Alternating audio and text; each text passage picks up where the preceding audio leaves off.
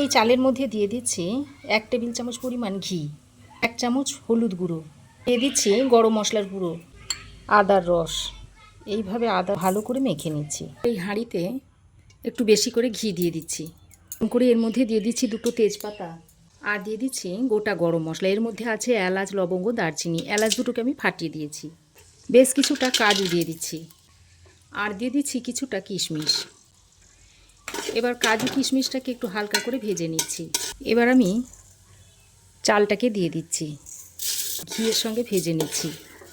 2 বাটি জল দিয়ে দিচ্ছি।